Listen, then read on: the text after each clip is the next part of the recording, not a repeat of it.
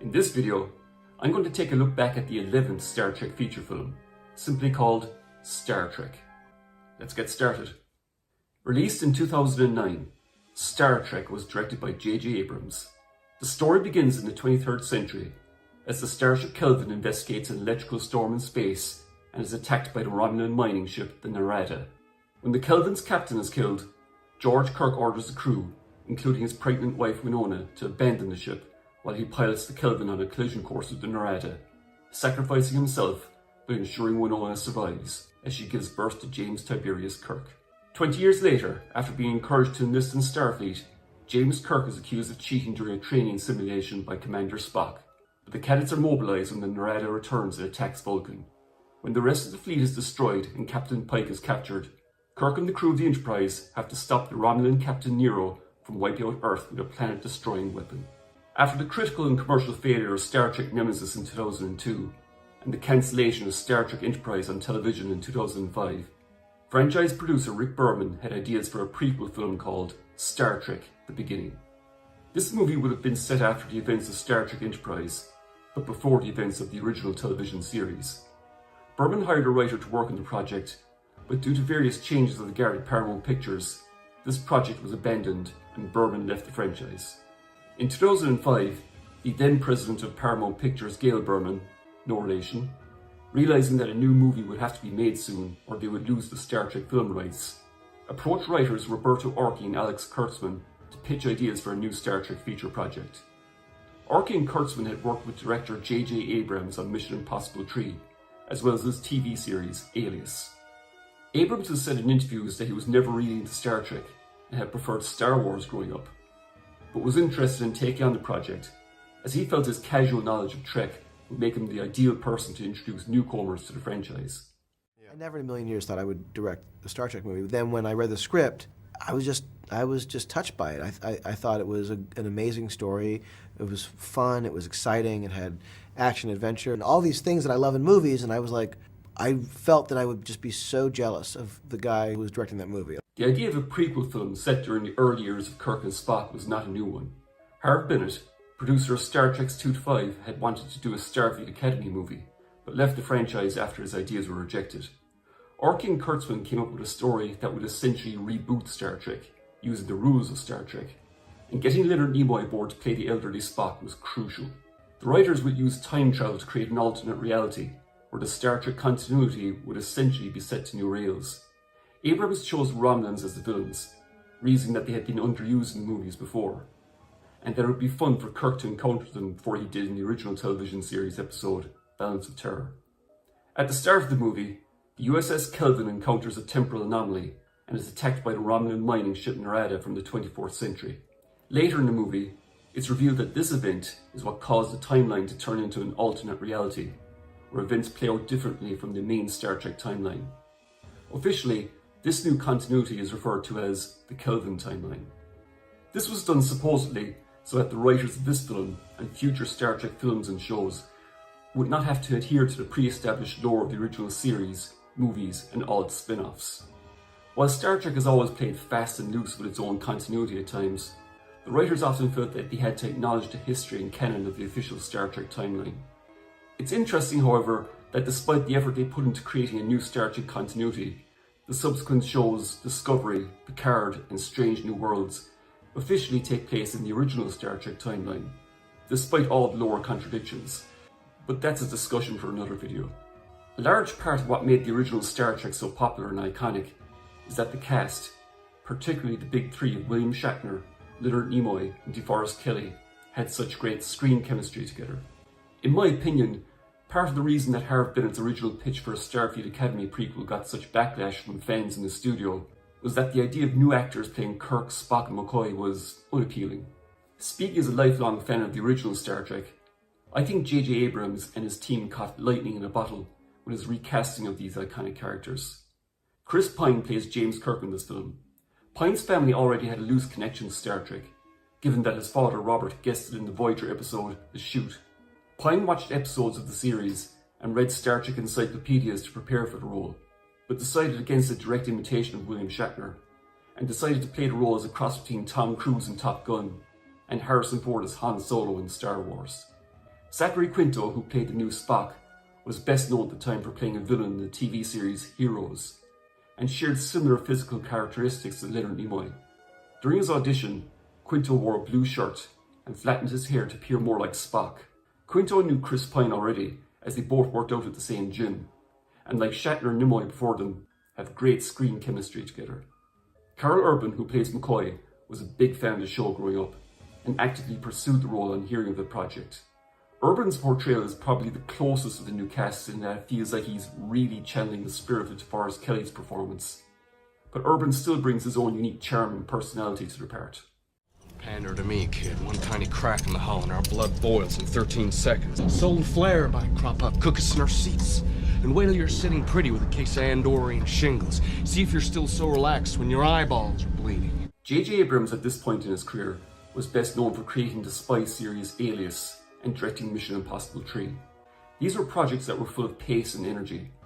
And being a big Star Wars fan, Abrams wanted to bring this kind of energy to Star Trek, which up to this point was known for being very stately.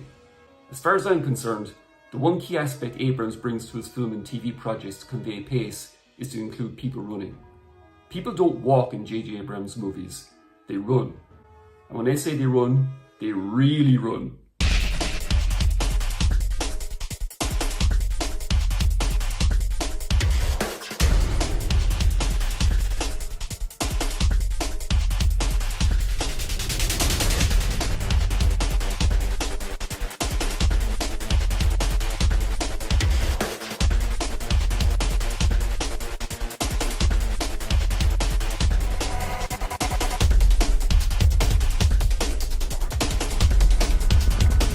Apart from running, Abrams is also known for his reliance on mystery box storytelling. His TV projects Alias and Lost set up several long-term storylines that involved mysteries that kept audiences guessing.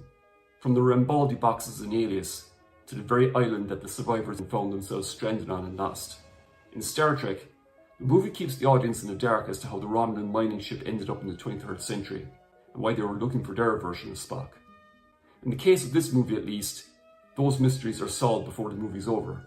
Abrams' later Star Wars sequels are famous, or should I say infamous now, for setting up several mysteries that he had no real answer for, and clearly proved that he was making them up as he went along. I'm still waiting for that explanation as to how Luke's lightsaber ended up with Maz Kanata in The Force Awakens, JJ. Where'd you get that? A good question. For another time. The opening sequence of this film is one of the best of the whole series. As the Narada attacks the USS Kelvin, its captain is killed, and George Kirk takes command. Kirk, played in a star-making cameo by Chris Hemsworth, orders the crew to evacuate, while he manually steers the Kelvin to a collision course with the Narada. What's incredible about this scene is that in less than 10 minutes of screen time, the film makes you care about these characters, and is one of the most emotional scenes of any Star Trek movie. George Kirk, knowing that he has literally seconds to live, names his son that he will never see, and says goodbye to his wife as he sacrifices himself to save his crew. Hemsworth, with very little screen time, really sells this sequence, and it's easy to see why he became such a big star soon after. On a side note, it was rumoured for a long time that the fourth Kelvin timeline film would have seen his character's return due to time travel, and teaming up with his on-screen son, but the film was cancelled due to, amongst other things, pay disputes with the actors. I've mentioned before in my other reviews how The Wrath of Khan was a big influence on the writers of future Star Trek movies, and you can certainly see it here in this film. During his academy training, Kirk takes the Kobayashi Maru test, which is a simulation where students face an impossible mission to rescue a stricken ship in Klingon space. The simulation is designed as a test of character, but Kirk finds a way to beat it by reprogramming the computer. I've seen some criticise this scene as making such a key moment in Kirk's life play out like some silly frat joke, but I disagree. While in Wrath of Khan we hear the story of how he beat the test, I think it's fun that we finally get to see this happen, and it perfectly shows off Kirk's bravado and sense of ingenuity. I don't believe in the no-win scenario. I don't believe in no-win scenarios. It's also a good way of conveying Kirk and Spock's first meeting to be an antagonistic one. This was often a trope used in buddy cop films of the 80s, where two characters who appear to be total opposites of each other with wildly different backgrounds initially dislike each other, but eventually become good friends. As far as I'm concerned, this movie isn't just about a new beginning for Star Trek, but it's about friendship, Kirk and Spock's in particular. One of the most controversial elements of the film for long-term fans was the revelation that Spock and Uhura were in a romantic relationship that they were trying to keep secret. In retrospect, this shouldn't have been such a big surprise. If you look at some of the early episodes of the original series, you can sense that there's definitely something going on between Spock and Uhura. This aspect of the film was possibly done to give Uhura a more active role in the film. As iconic as the character of Uhura is to original series fans, her role in the show and previous movies was basically to say some form of... Hailing frequencies open, sir. Eric Bana played Captain Nero.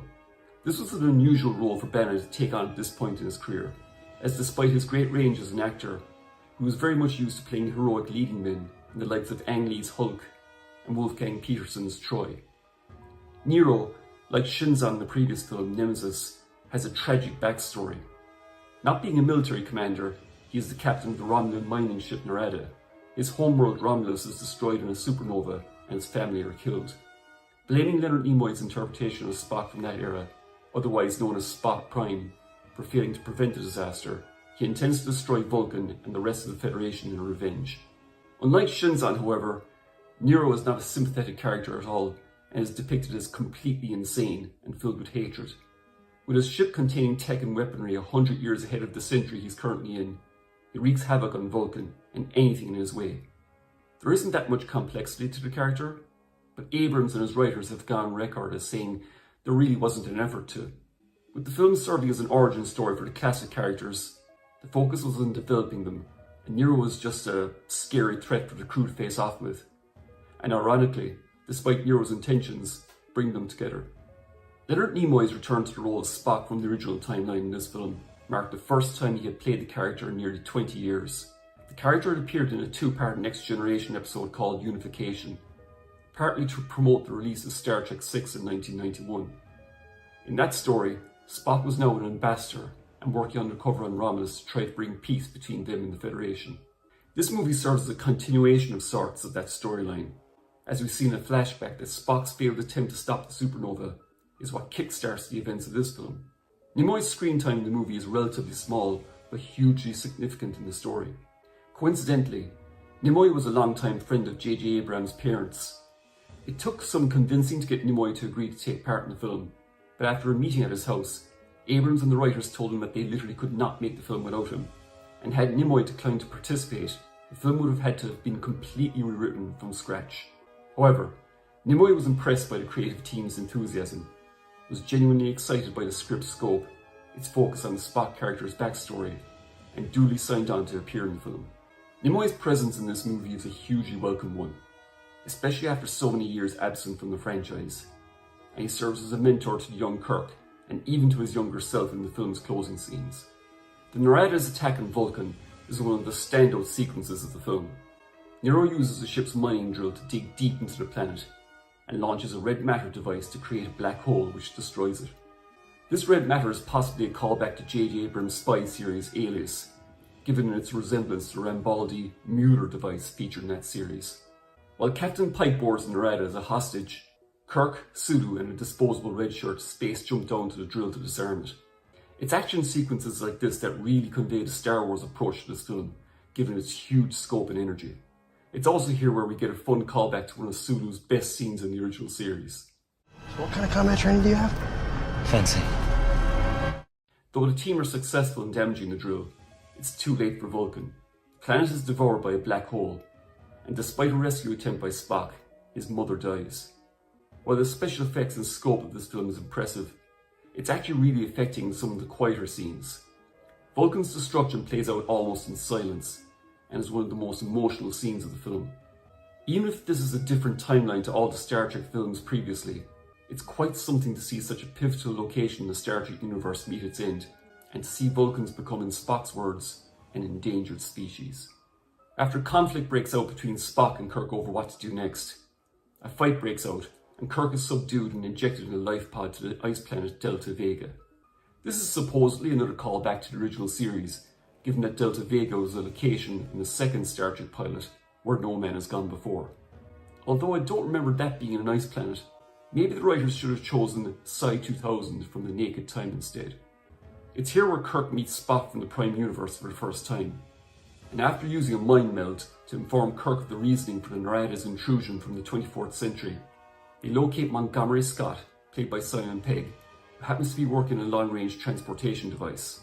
This device has been used by a lot of the film's detractors to criticise it. We're supposed to believe that this thing can transport a person to a target location light years away, not to mention travelling at warp speed. While it is a bit of a stretch, even in Star Trek terms, to believe that this is even remotely possible, I put this discrepancy in Star Trek technology down to being set in a different timeline from all previous Star Trek adventures.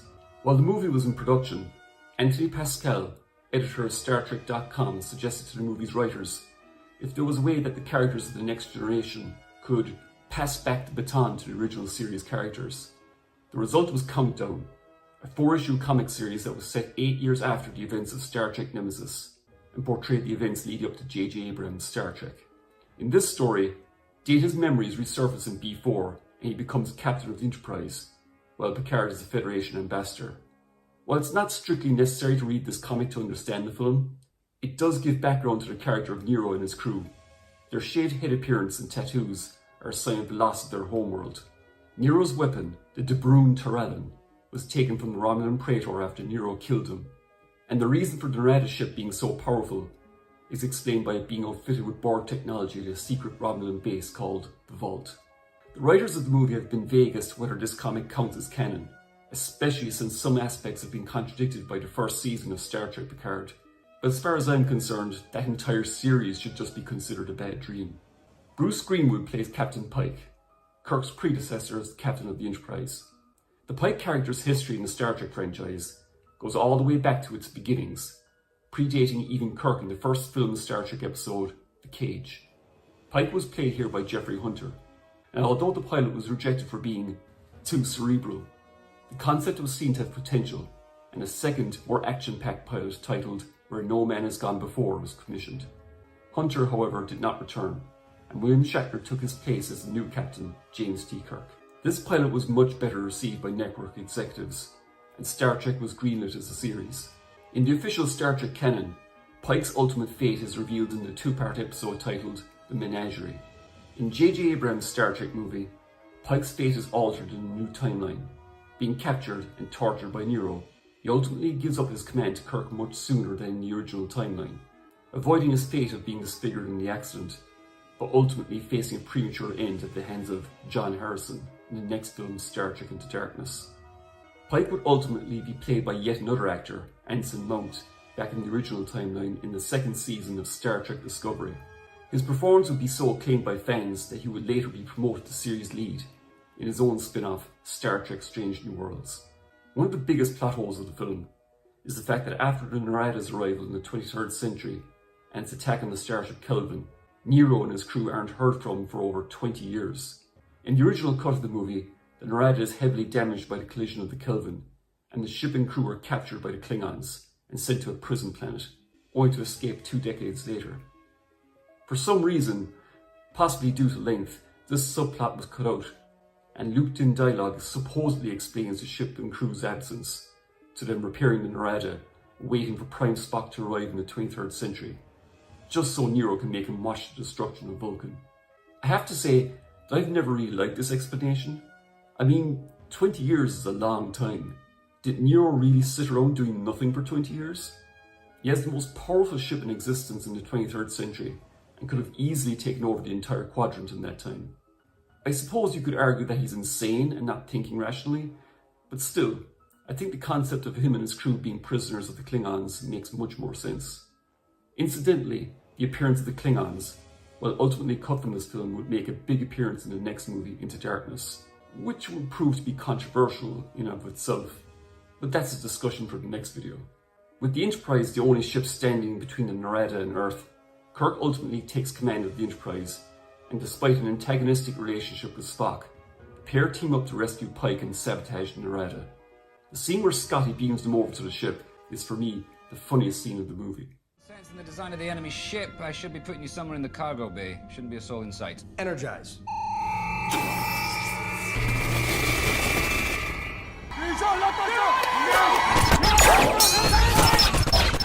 It's here where Abrams really conveys the Star Wars approach and feel he went with this film. Hand phasers don't fire long protracted beams and are more like blasters. I've always liked the detail that went into the new incarnation of these weapons, especially the way the barrel clearly switches from kill to stun and back. While Kirk rescues Pike and fights Nero, Spock commandeers his future self's jellyfish ship and destroys the Narada mining drill. This leads to Nero chasing him down for the final confrontation as Spock sets what looks like a suicide run. Ironically, the same maneuver George Kirk used over 20 years earlier to defeat Nero the first time. I've seen this movie many times over at this point, but the scene where the Enterprise warps out of nowhere, guns blazing, intercepting the missiles, and saving Kirk and Spock is still one of the best punch-of-the-air moments of the entire franchise. Surprisingly, as Narada is being swallowed by the black hole, it's Kirk who offers Nero the chance to surrender, and Spock isn't so keen. This is a much younger and emotionally vulnerable Spock than we're used to seeing though, and his desire to see Nero die for killing his mother is understandable. It's a common mistake to think that Vulcans are emotionless. They're generally just very good at suppressing these emotions. Spock is half human, and therefore more likely to express emotion, especially at such a relatively young age. The movie ends with Kirk being promoted to captain, while Pike is promoted to rear admiral.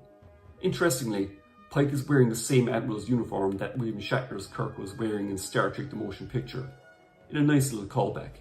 The final scene has the crew, now fully established, heading out into space, with Leonard Nimoy giving the famous "where no one has gone before" speech. This was originally going to be voiced by Chris Pine, then William Shatner, but I think it's fitting that Nimoy says it, given that he's the one passing the torch to this new generation of the classic characters. Overall, Star Trek is a highly enjoyable restart for the Star Trek franchise. What makes it work is that while it's a love letter to the original series and movies, it serves as a great entry point for newcomers to the Star Trek universe. You don't need to have ever seen Star Trek before to enjoy this movie, but long-time fans will enjoy the callbacks and references to past adventures. This kind of accessibility extended to the film's critical and commercial reception. Star Trek made over $385 million on a $150 million budget, and the film was embraced by fans and critics alike. With the series' new timeline established, the way seemed clear for the writers to come up with new stories without having to work within the franchise's established lore, but it would be a longer wait than expected, 4 years in fact, before the inevitable sequel titled Star Trek Into Darkness would arrive. That's the movie I'll be taking a look at next time in this series, and yeah, there's a story and a half behind the making of that one. Thanks so much for watching this video. If you enjoyed it, then please click the like button, consider subscribing if you haven't done so already, click the bell for notifications, and let me know in the comments, what do you think that Nero and his crew did for 20 years to pass the time while waiting for Spock to arrive? I hope you all look after yourselves, and I'll see you all in my next video. Bye for now.